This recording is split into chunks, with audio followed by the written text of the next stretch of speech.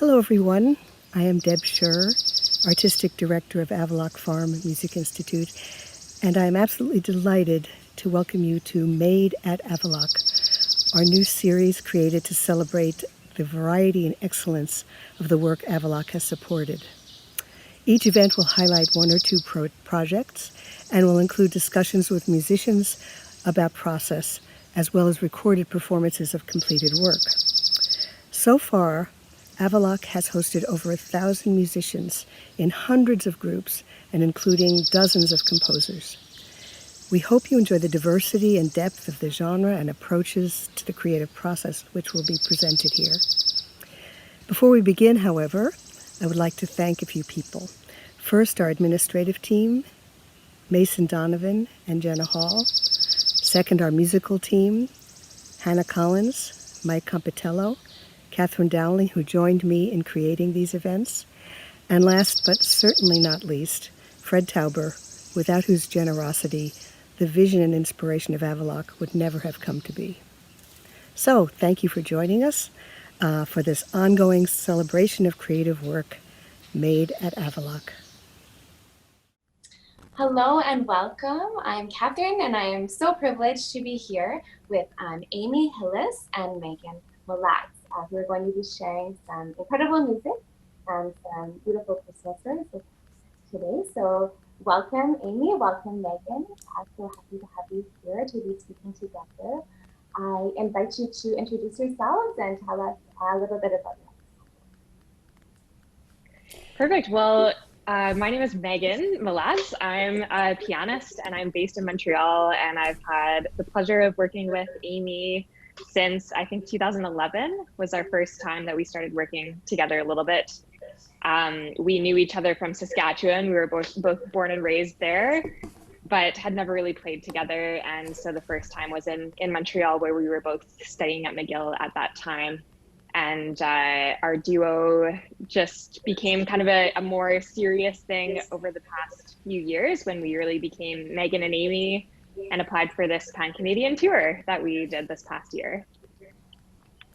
And my name is Amy Hillis. I'm the violinist in the duo, originally from Regina, Saskatchewan, now living in Montreal, same place as Meagan, so that's convenient. And just thanks so much, Katherine, for having us. It's really nice to be here. We had such a great residency at Avaloch last summer, and that led to the project that we had this previous season. Wonderful. Well, let's get started with some music. So I'm going to play our first musical section of the evening. If one of you would like to say the name and composer of this year's piece.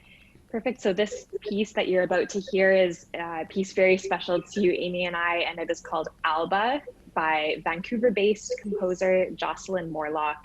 And one of the reasons why it's so special is because Jocelyn wrote it specifically for our tour across Canada this past year, and we got to perform it for many, many communities across Canada. Fantastic. Well, let's enjoy this wonderful piece.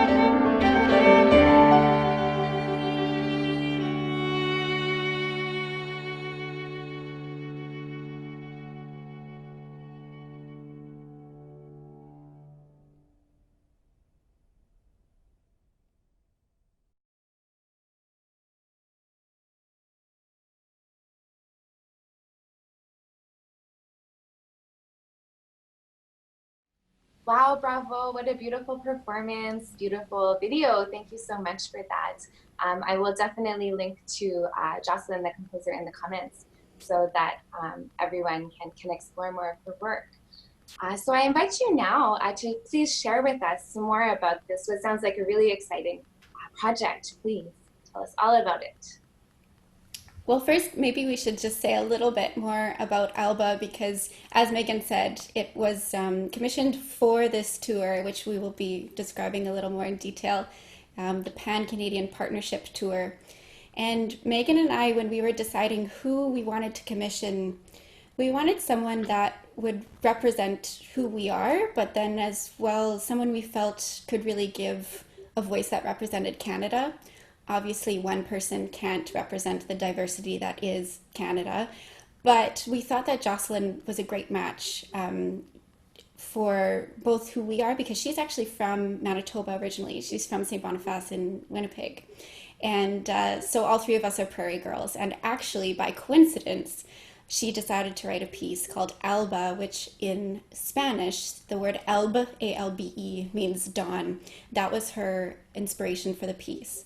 So she was thinking about these scenes at dawn, and that's why in the video we have scenes from our tour of sunrises. The first few photos were from current Saskatchewan. The middle ones with the snow were from Île-de-Madeleine in Quebec, and the last few were just outside of Yorkton. So it was really nice, especially when we were touring the prairies as part of our tour, to describe this, and we felt that our audiences could also relate.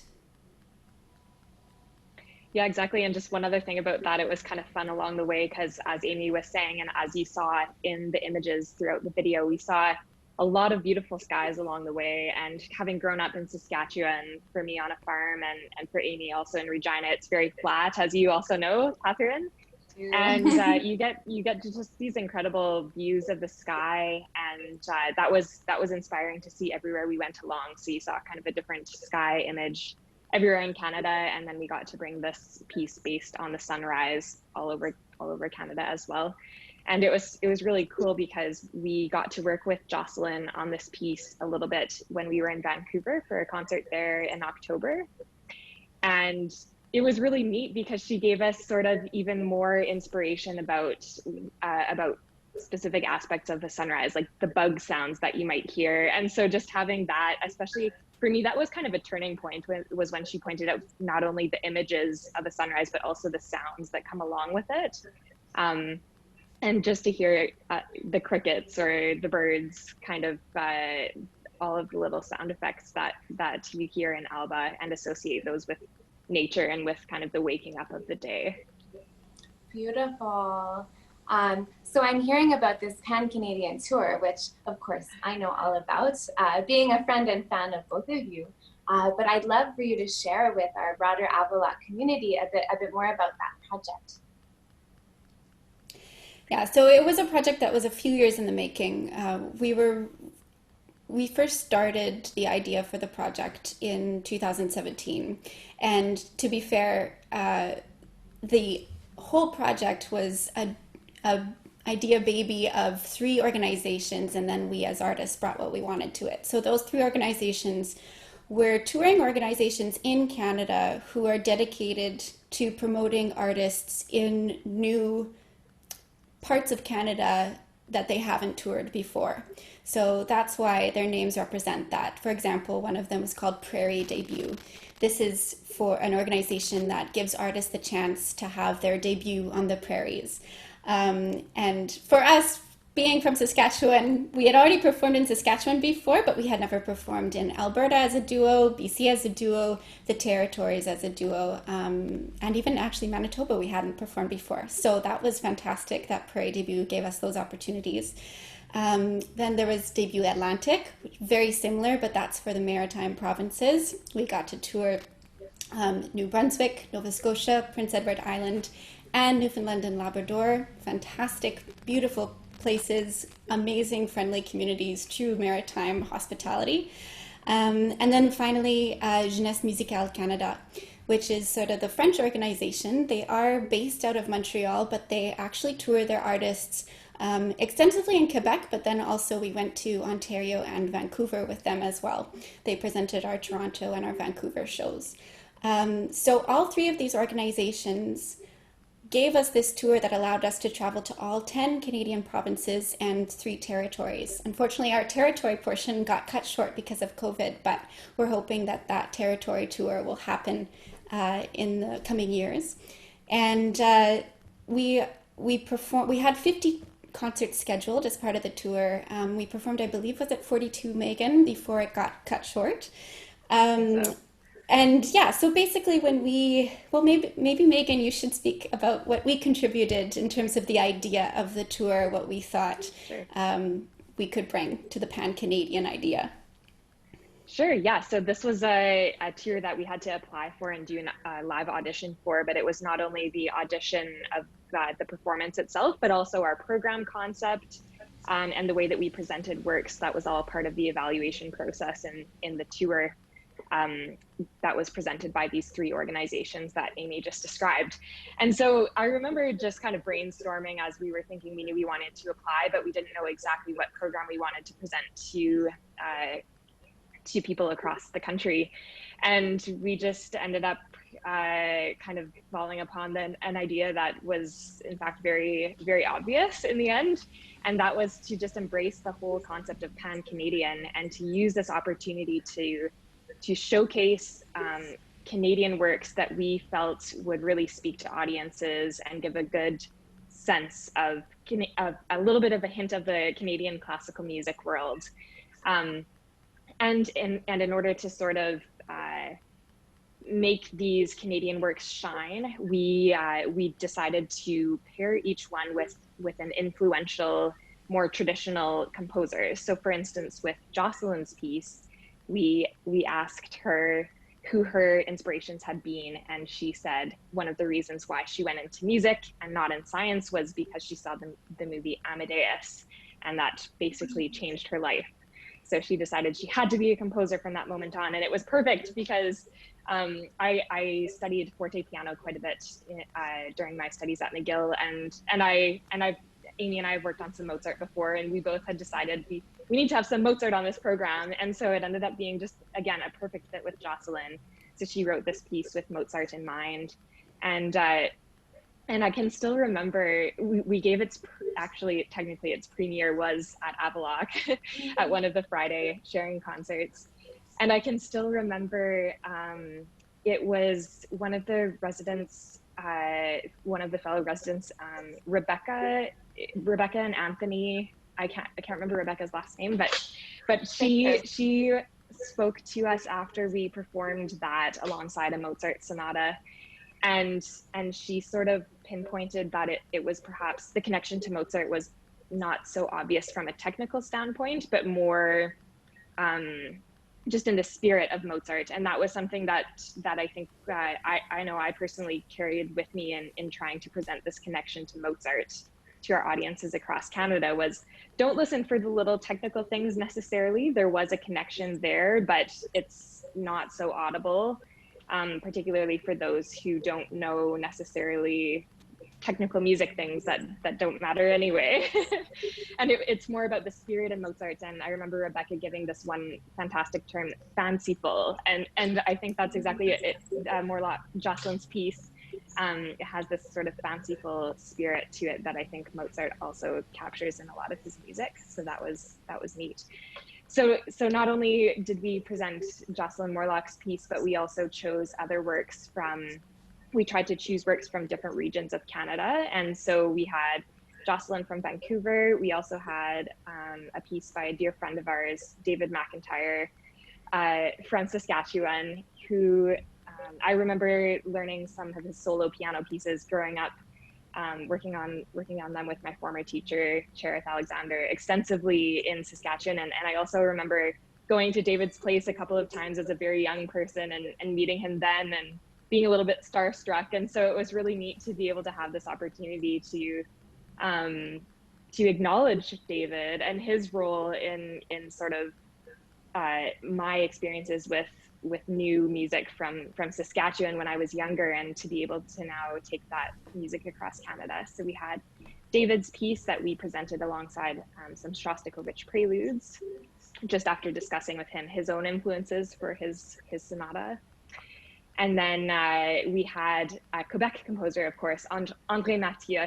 And it was so fun because every time we presented this piece in Quebec, everybody would just give this sigh of satisfaction when they would hear that we were doing a piece by him, because he's really, really a famed figure here in Quebec. So we presented his work alongside the Debussy Sonata and sometimes the Fauré Sonata. We changed it up a little bit because, 42 concerts, it's a lot. And then lastly, we had a fourth Canadian composer featured, who was Danuk Wiedratne. He's now based in Toronto, but he called Halifax home for many years. And so we brought his Moto Perpetuo and Flutist on a Rock pieces to our maritime audiences as well. Beautiful. I love how a new piece can shine a different light on a piece from the canon, right? It helps us to listen to them both in different ways. So wow, a huge project, commission, Canadian works, works from the canon, and 42 concerts. That's so overwhelming, that's so exciting. I was wondering if you'd like to share with us, at what stage of this kind of huge project did your time at Avaloch come into play, and how did that inform your creative process in putting all of this together? Yeah, it's a great question, because at Avaloch, for those of you who are listening and haven't been to this incredible place, it's a place where it's extremely helpful to experiment.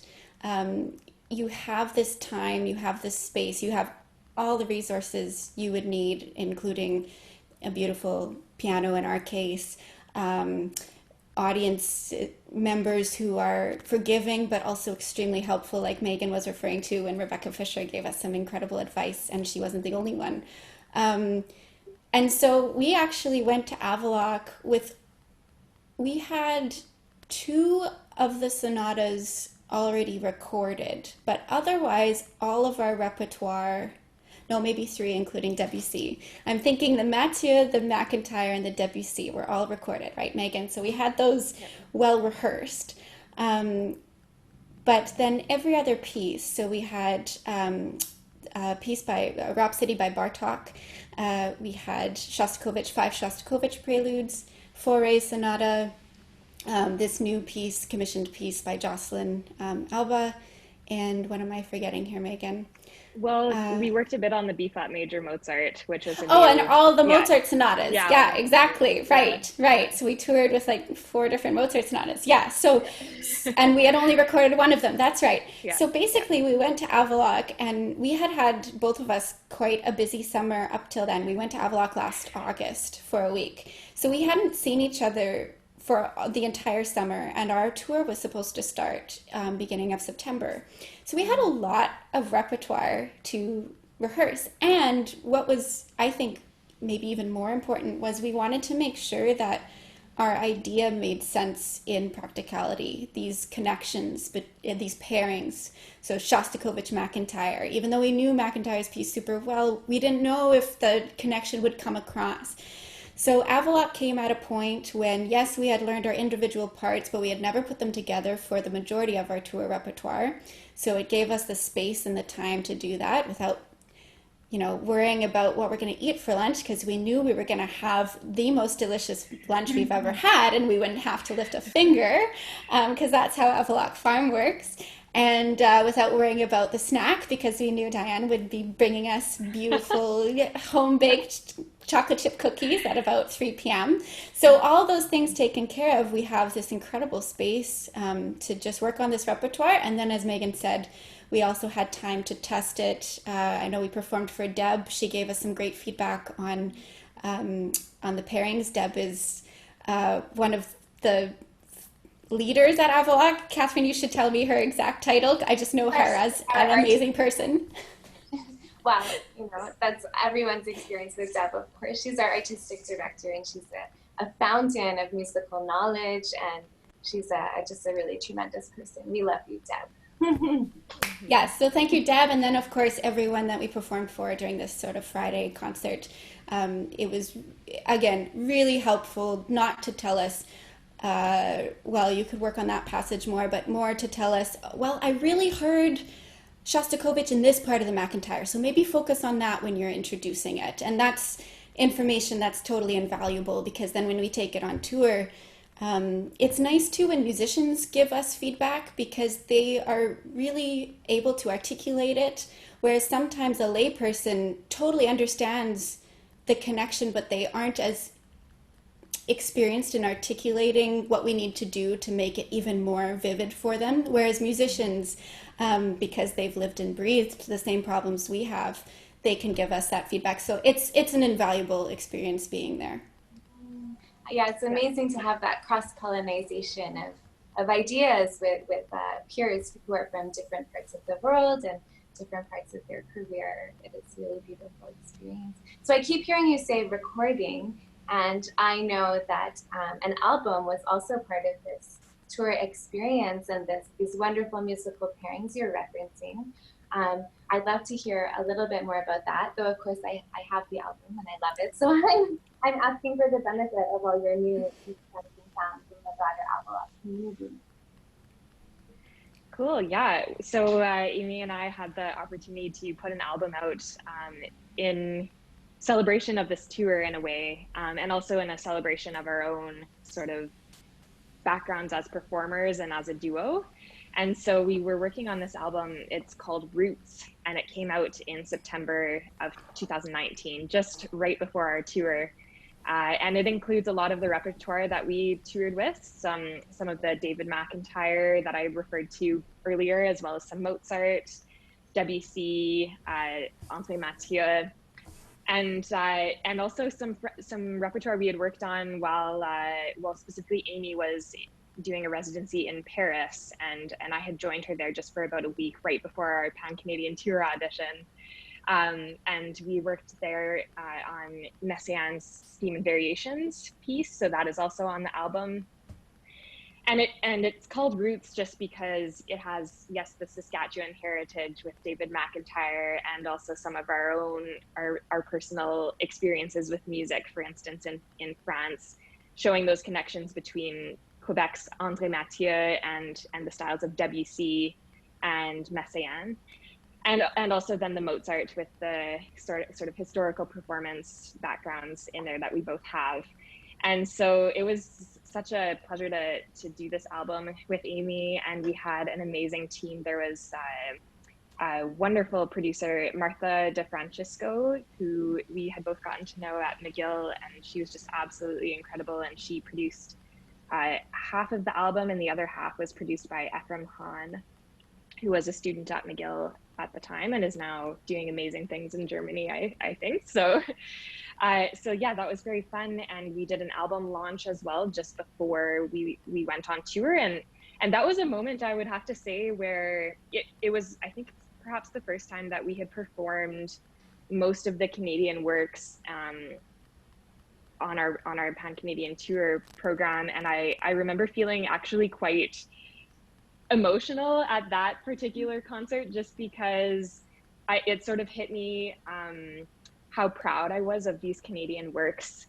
And that was exactly the kind of emotion that we were trying to sort of bring about in our audiences as we toured across Canada. And it was just incredible to have that very emotion hit me right at the beginning before we went off on tour. Was just, wow, this piece by David McIntyre is so incredible, and André Mathieu and Morlock and everything, all of those pieces, and it was very rewarding to sort of feel that at the beginning.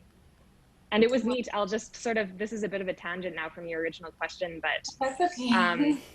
But it was really cool because part of our tour project, one of the components that we came up with, which was largely Amy's idea, was we used this system called Poll Everywhere.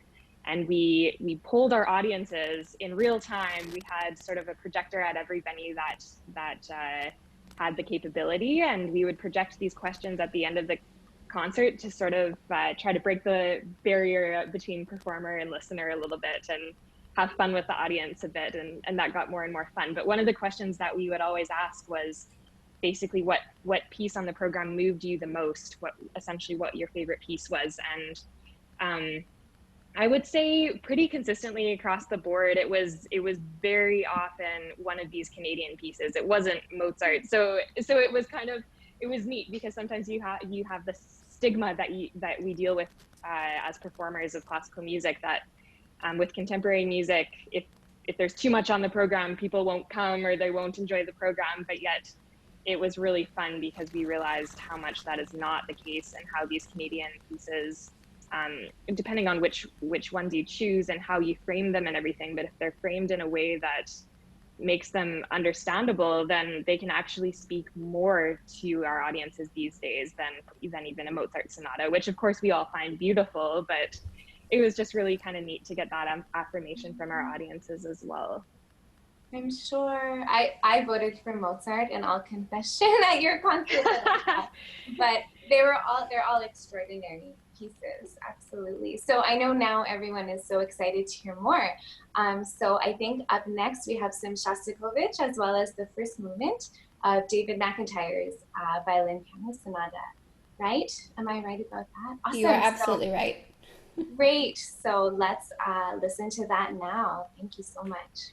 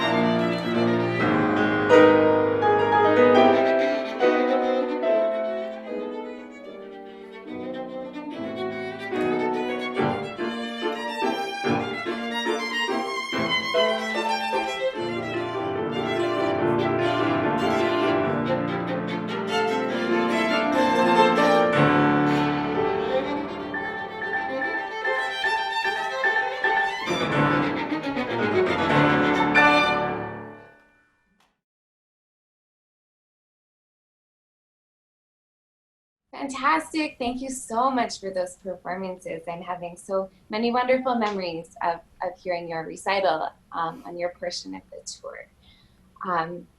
So I will also link in the comments to where people can find the album Roots. I strongly recommend that.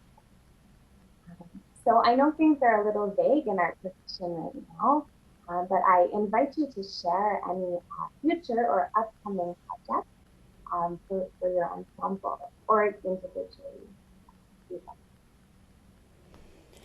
Yeah, you're right. Things are a little up in the air. As I said last segment before the last video, we are really hoping to still get to the territories. So even though we got to all 10 provinces, it really doesn't feel like a pan-Canadian tour unless we get to also the Yukon, the Northwest Territories, and Nunavut. Katherine, you and I had the pleasure of visiting Yellowknife a couple of years ago, and I think we both came away realizing how there are incredible communities up there. Someone like Carmen Braden, she's an amazing concert organizer and someone that's really introducing music in the best of ways to young people in her community, introducing Canadian music. She's a composer herself to the people of Yellowknife. So I was really looking forward to continuing to get to know the communities up there. And so we're hoping that will happen, probably not this upcoming season, but definitely in the next few years, once it becomes safe to do so, to visit those communities. We do have an extensive tour of British Columbia planned for January 2021. We're hoping that still happens. And we have some recitals happening in the Maritimes, a festival in Labrador, supposed to happen in November, and we're crossing our fingers that that will still go through, because that's one where we get to really interact with children there. We get to lead some musical activities where they're involved, and then we also perform. And those kids come from communities all over Labrador, so from the north, as well as Happy Valley Goose Bay, where it's centered.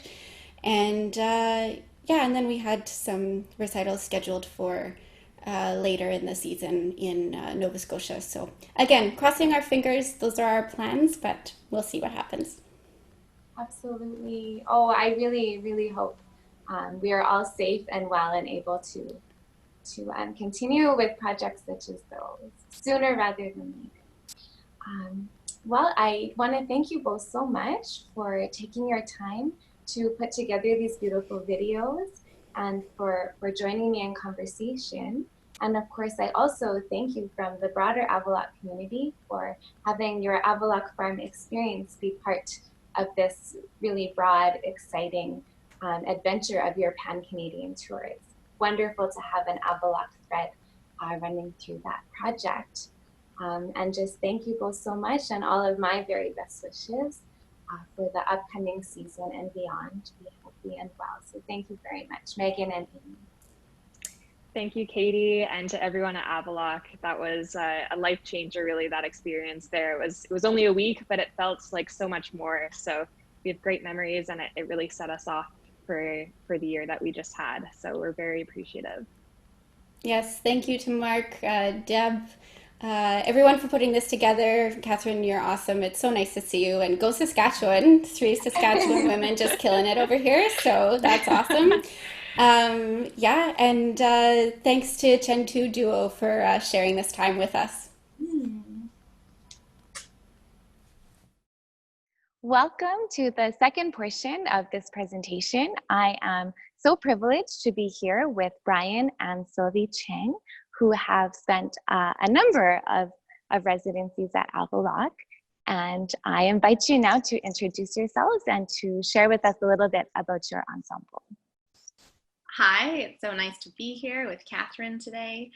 We are the Cheng² Duo, a cello and piano duo originally from Ottawa, Canada. And we're connecting to you from our respective home bases of New York City here. And I'm here in Berlin, Germany. And for those of you who don't know us, we are also siblings. Wonderful. So you must have been playing together for many years now. Right, yeah, since pretty much when we started our instruments. So I started playing cello when I was 3.5 years old, and Silvie when she was about 5. And the process just came about very organically. We just started playing as if it was just another hobby, and it gradually developed and became more serious. And it turned out that we get along very well, both on and off the stage. And it's a pleasure to tour with Silvie these days. Wonderful. So I know everyone is really excited to hear some music. So we will now share your first selection, which is by Casado. If one of you would like to share the name and maybe a little bit about the piece. Sure. So as Katherine mentioned, we have been to Avaloch twice, and we would have loved to go back again this summer had the pandemic not happened. And the project that we'll be discussing today was from the fall of 2017, where we were preparing our recording of our sophomore album, and it was of Spanish music on our German label Audita. So that recording was planned for October 2017, and we had arranged for a residency at Avaloch in September. So this first selection comes from that recording period after our time at Avaloch. And so it's from our recording sessions in Berlin, and it's the piece Requiebros by Casado. And it's this short little, I think, 2-minute snippet of this awesome, lively, and very quintessential Spanish piece. Beautiful. So let's have a listen to this wonderful piece.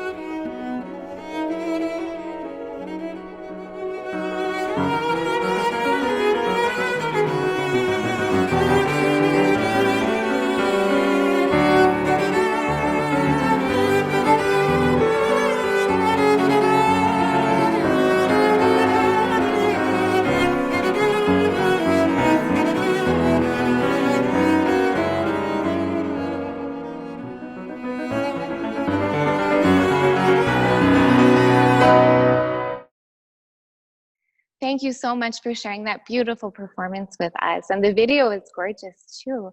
I'd love to hear more about this project, this album of Spanish music. I invite you now to share with us some more about that project.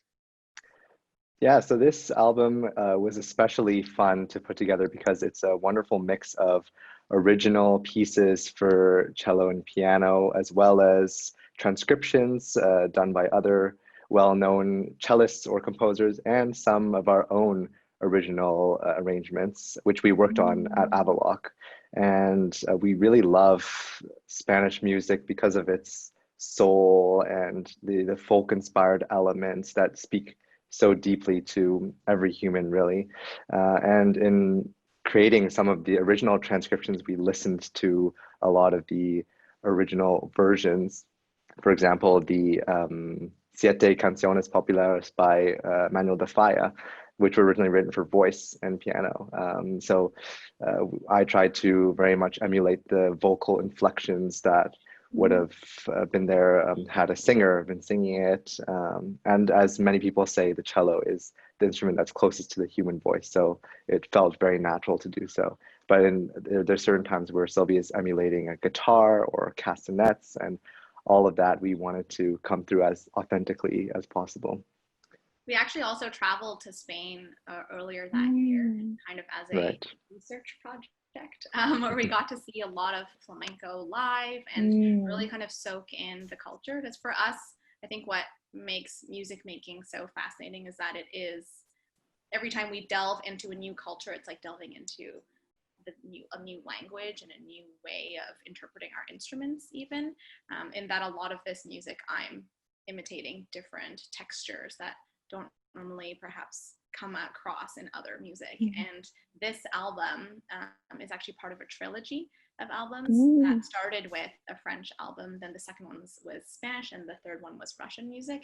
And so we really wanted them to fit together nicely in terms of like a European collection and show contrasting ways that different composers from different countries express themselves through their compositions, but also to have each one be like a transportive way of going to that country. You know, as soon as you put on this album, you're immersed in the feeling and the fieriness of Spain.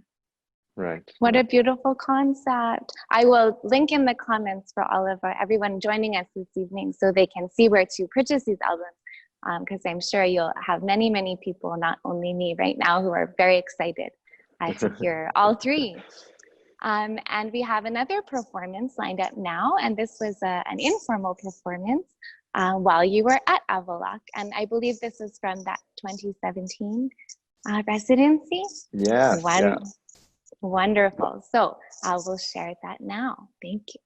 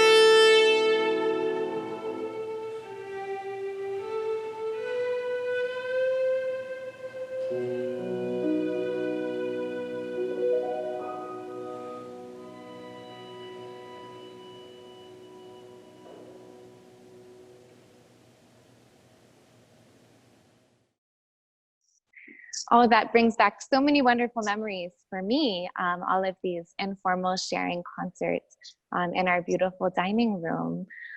So I'd love to invite you now to share with us a bit more about your experience at Avaloch. At what stage of your creative process did your residency take place? And just anything that you'd like to share about your experiences there. So in the case of this project in particular, usually we like to program concerts before jumping into the recording studio so that we're really comfortable with the repertoire and our interpretations, that we can actually be even more free and creative during the recording process. So that informal concert video that you just saw was the very first time that we had played Albanese's Malagena together in front of people and in front of wonderful colleagues at Avaloch. And so our time there was just an amazing chance to really intensively learn the pieces, rehearse them together, refine them, and get to play them in public before then playing them on the road, before then recording them in the studio. So Avaloch was really the foundational part of allowing this project to bloom into what it is now, which is the final album. And I really appreciated being in the natural surroundings of Avaloch too. Every day we would take a morning or afternoon break and walk around in the forest, and even go to the lake, and just be so refreshed all the time and ready to dive into the next session of whether it was research or working on the transcriptions themselves, or just refining, as Silvie said, our interpretations of the works. So it was truly a beautiful time.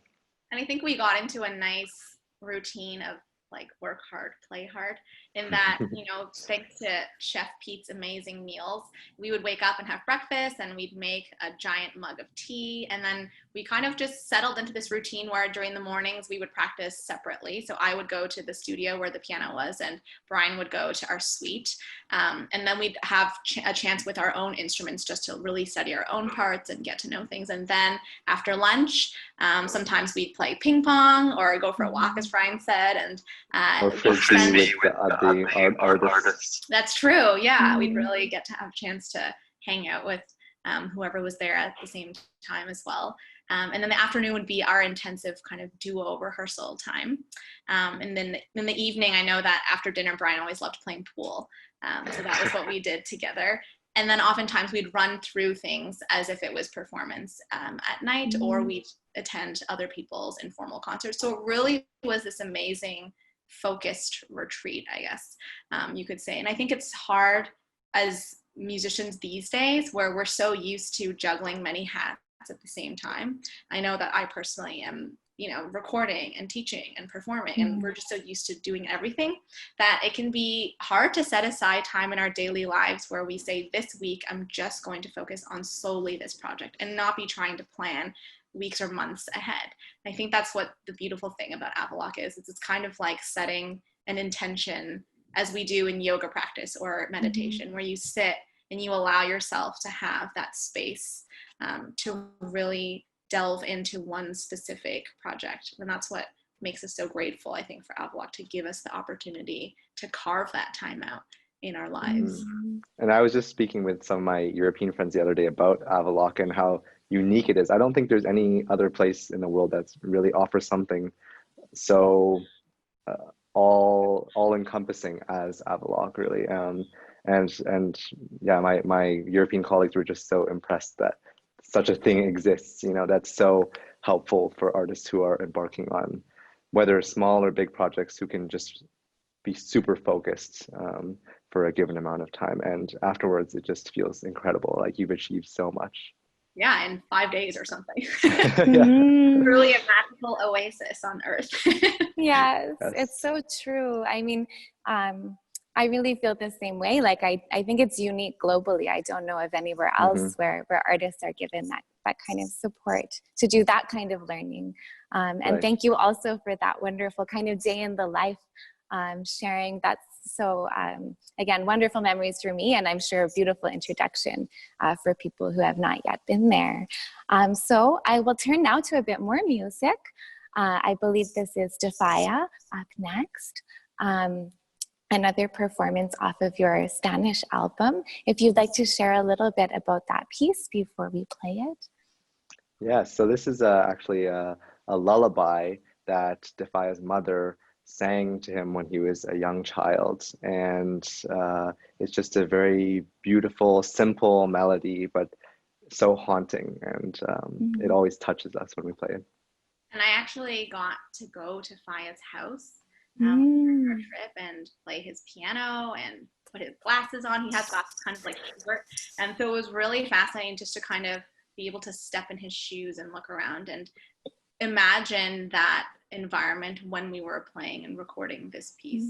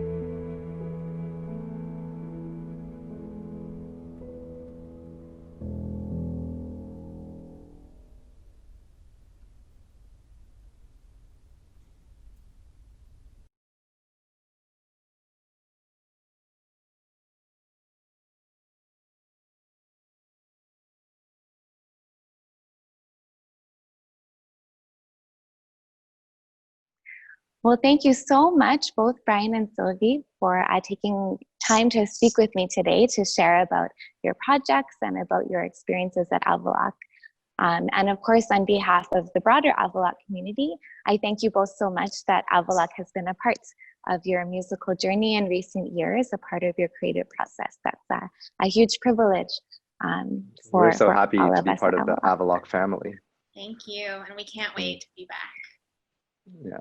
Yes, me too. Yeah.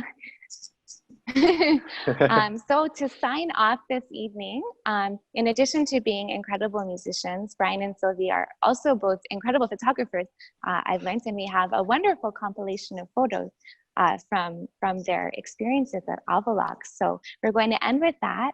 And if you'd like to just share a little bit about this photo compilation video. Sure, these were just kind of snapshots that we took during our day, mostly of food, to be honest. Otherwise, we were at our instruments. But Chef Pete's creations were too good to not have memories of visually. But we thought it would be a nice way to kind of come full circle in that the audio that accompanies this video is of a track from the final album, Violoncello del Fuego. And not only that, this particular arrangement is one that we did at Avaloch. So it's Manuel de Falla's La Vie de Breve, which is actually originally an opera. And so we took the orchestral score and arranged it for cello and piano. And so it's a fun way to kind of cap off this wonderful conversation with you. Thank you all so much for joining us. Thank you, Katherine. Thank you so much. So that's what we'll leave you with this evening.